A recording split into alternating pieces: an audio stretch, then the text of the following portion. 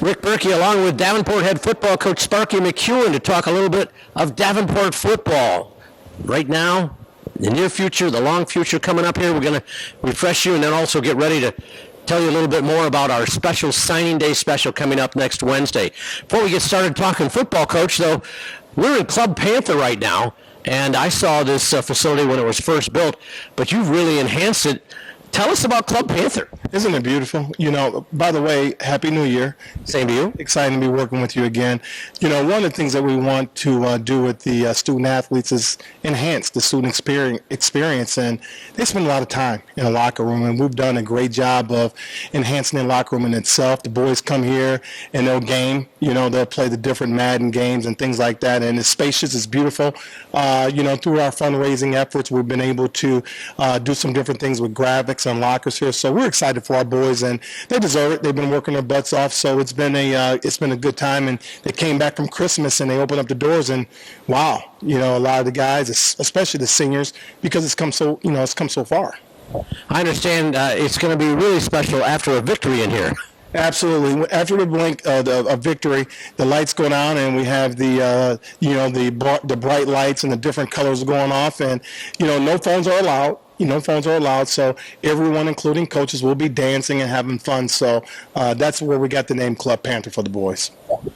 Well, Sparky, one of the main focuses here of this little program is the state of the program. After 4 years, let's just kind of take a general overview of where you are, considering especially where you started 4 years ago. Wow, we've come such a long ways from that 1-10 season. We got in here in late February, and there was a lot of work to be done. Going in, we knew that GLIAC was going to be extremely tough. You go from an NAIA program into NCAA Division II, let alone the GLIAC, and being the national in the home of the national champions, Ferris State. So as advertised, this conference is extremely brutal, and it's week in and week out. You got tough games, as you know better than anybody, so from that first year of a 1-10 and pretty much, since then, going nearly 500, that says a lot about these young men. It says a lot about our core values and these guys understanding the culture, that we've set out to create here. And the only way you get to this level of sustaining winning is these guys understanding our mission here at Davenport. And it's a tremendous university, world-class university. You can get a world-class education, and our boys are buying in with that. We've had one of our best semesters ever, just below a 3.0 as a team GPA with 130 student athletes. So just hearing my guys buy into our culture here, it makes us feel pretty good. Back to the football side, you mentioned the GLIAC element there.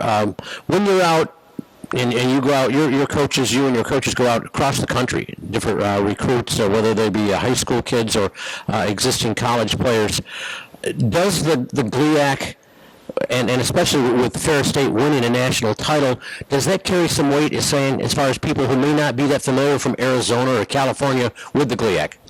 Just like all the athletic teams in the GLIAC, once you go out on that national map and you win a national championship, it just brings that much more notoriety to our conference. And this is a well-respected conference, throughout the country. So when individuals go out there and they say, hey, wasn't that Ferris State that just played in the national championship? I say, oh, yeah, by the way, we played them twice this past year, so they know when they come into this conference week in and week out, you're going to be playing quality, opponents. So for us, Rick, as you know, we recruit the country. In order to compete in this conference, when you start talking about the top teams in this conference, if you look at their rosters, it's loaded with players across the country. So, from the standpoint of what we do here, the Davenport University family welcomes, all student athletes from across the country, and we've done a pretty good job of recruiting those type of athletes.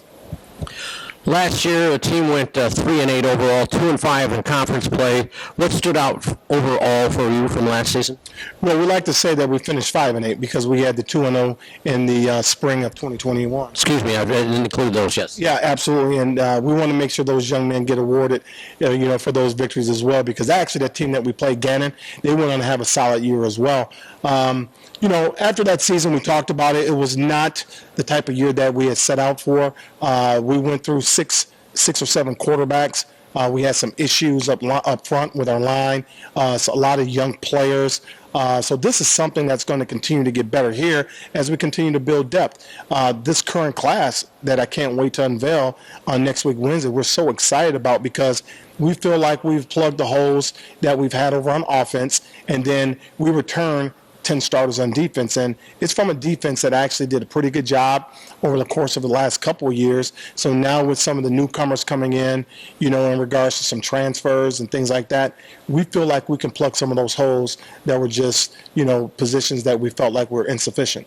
Sparky alluded to this coming Wednesday, February 2nd. We will have a signing day special here that's going to be on Davenport's YouTube and Facebook Live channels, where you'll get a chance to not only hear who is signed, both from the high school and from transfer and college level, but also you get a chance to learn about them, a little bit of stats. We're going to have video on a lot of players as well, and we're also going to get a chance to meet in person a few of the players that are coming and joining this program right now.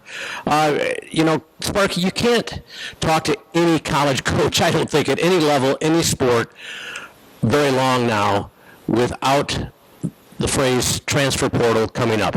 It is such a part of what is college football or college athletics today, and it's such a different part from what it was when you grew up as a student athlete and went to college. It's such a lightning rod right now. Excuse me. A lot of these young men right now, when they go into these universities, when we recruit these guys, you truly don't know after a couple of years if he's going to remain with you. So part of what we do here, we want a great, student experience, okay? And we talk about getting your degree. It's so important. I think a lot has been lost in regards to when it comes to football, of those guys understanding that the number one priority when you go into at a college level is getting a great education. So we talk about that a lot. We talk about the college experience. But then at the end of the day, Rick, you're so right.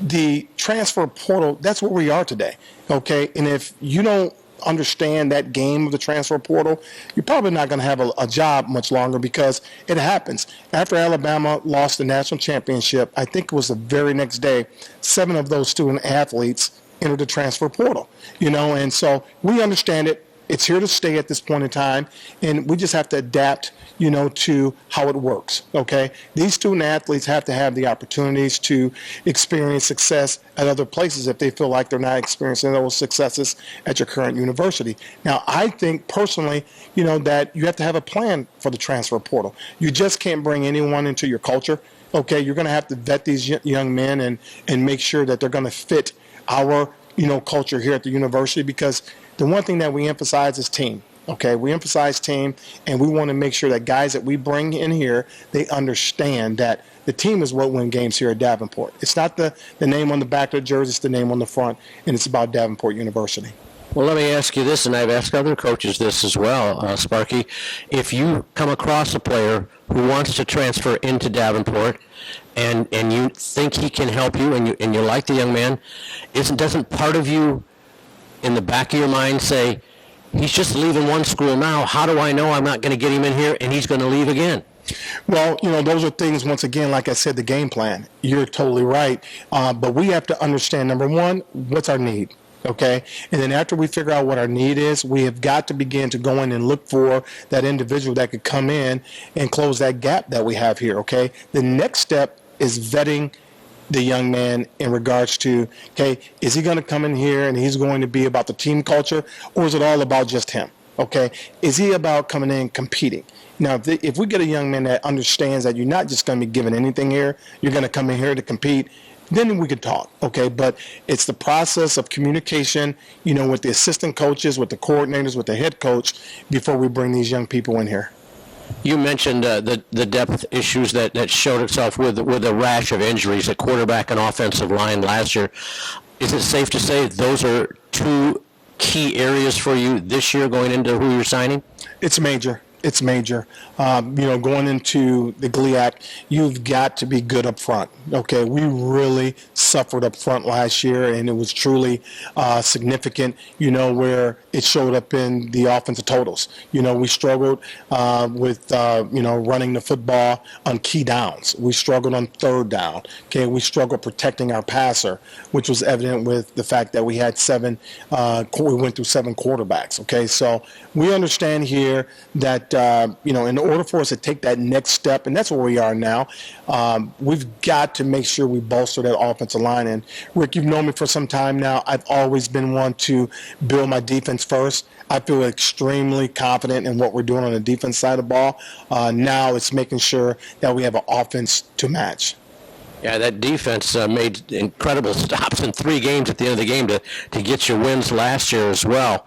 One of the things that hasn't changed with it, even before the transfer portal became a part of athletics across the board, I know a lot of folks don't realize at the Division II level especially, assistant coaches change on an annual basis. And that means that's something you have to deal with. You're going to lose coaches, and you're going to gain coaches every year almost. I think, my career, as you know, Rick, I spent 13 years coaching professionally. And so I understand that more so than the college guys about losing coaches. And we hate it. We don't like it because, continuity, consistency is really important, to the success. We now are looking for an offensive coordinator and an O-line coach. We've begun to start that process, and we've got some outstanding candidates. For me, what's important is having, teachers. Coaching is a beautiful thing, but more important to me, I got to have guys that can teach. I got to have guys here that can keep our student athletes engaged, because that new thing called the transfer portal, if you don't have the type of coaches that you need here to keep these young people engaged, that's how, players leave for the transfer portal. Especially when every kid across the country has got friends that aren't athletes telling them, chirping in their ear about how the grass is always greener, and the grass isn't always greener. Those are your greatest recruiters right now. Is the guys out there in the industry, and they leave these different programs and are talking to friends on the program, about, what's going on over there. And that's why we try to enhance things like, a great locker room facility, our weight room facility, our meeting rooms, the education here. Everything here is new about Davenport, University, just like we have the new education program here. Our education program, it's going to be world class, here. So we've already, in the signing period, we've already signed 3 or 4 guys, Rick, that before we wouldn't have never gotten those guys if we didn't have this great education program curriculum that's now here at Davenport. Yeah, you mentioned, I know a few years ago that they were looking at a basketball recruit that wanted to go into education. It just wasn't an option for him, so he went elsewhere. Credit to Dr. Pappas, just understanding the environment and the landscape and things are constantly changing, and I love the fact that we're keeping up with the times that are changing, and that's just awesome. That I'm fielding a lot of calls now about our program, and admissions loves the fact that now that we have an educational curriculum here. So as we talk to these recruits across the country, we're talking about new teachers. We're talking about coaches, because we have an outstanding sports management program. So a lot of great things going on here at Davenport. So when we talk about our state of our program, I couldn't be happier. The wins obviously are going to continue to happen for us. When you upset teams, like Lindenwood, that are conference champions. When you upset teams, that played in a national championship game like Oshkosh, we're beating now quality programs. Okay, the only 2 teams we haven't beaten in the GLIAC has been Grand Valley and Ferris, and they've set the bar. Okay, one's a national champion and one's a national power. So we've got work to do, but everyone else knows that we're a very, very competitive, viable option, for these young people out there in the recruiting game. Got a couple more things we want to touch on. Again, we're leading into next Wednesday's big signing day special, where we get a chance to see who's coming to Davenport and playing football, both from the high school and college level. First of all, the schedule for 2022, not completely set so far, but give us a couple of highlights that you're looking forward to. It's exciting. We have to remember now there's no longer a Northwood in our conference. But I'm excited to say that, Northwood has been good to Davenport, both private universities. We've built a relationship, so that will be one of the teams that's on as a non-league opponent. I got to get familiar with that. My good friend, as their head coach over there, we've always been used to battling as conference opponents. Now they'll be on our schedule as a non-league opponent. We've got a couple other non-league opponents that's tremendous opponents at this time. I can't really speak publicly on it yet because the ink has to dry, but other than that, what a tremendous schedule we have. This year it looks as though we're going to have 7 home games. I can't tell you how excited I am about that for our product to be able to play before our home students and faculty. That was set up in a way that it made it really tough for us the year before. Being on the road 4 straight weeks absolutely was a gauntlet. And you recall that thing, so we knew going in that was going to make it tough on us in that 5-8 season, that 2021, shall I say. But at the same time, we knew on the other end of that 2022, there was a good chance that we could field a really good football team and actually having 7 home contests. Well, that's great to hear. You're going to continue the experience with Northwood because over the years, I think of all the teams in the GLIAC, we had the best games between Davenport and Northwood. Both teams, winning close games. It seems like right down to the wire every year. Our profiles are a lot similar. Smaller private schools, great institutions. Great resources, and our rosters are built a lot similar to each other, and they're well coached and they do a really good job over there. Highly competitive games, and they're going into a different conference now. But I'm excited that we continue to keep a relationship with them, and very well respected universities and presidents, and we're excited that we're going to have a multi-year contract with those guys to keep playing. And finally, Coach, let's touch on spring practice and the spring game, and what's in line for that coming up that you know of right now, and maybe what has changed for you in terms of what you're doing with spring practice and spring ball.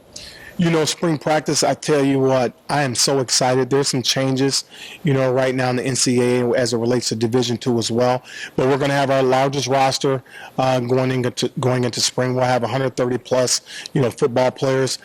Coaches across the country will tell you spring's fun for us, but when you're operating on a limited roster, it makes it extremely tough because of injuries, graduation, things like that. So we get to operate with a roster that's actually going to be the roster that we're going to be rolling into the fall with. And, we get to, we'll announce on Wednesday how many transfers we have, but we have quite a few that's on campus. They're training and they're working hard right now in what we call our winter season. And shortly after spring break, we'll begin our spring season. So we're going to be breaking in a new quarterback. We're going to be breaking in new offensive linemen, new receivers. I'm like a kid in a toy store right now. I got all these new shiny toys, and we got some veterans that are returning. That's going to be pushing to be taking on that next challenge as some of our top players.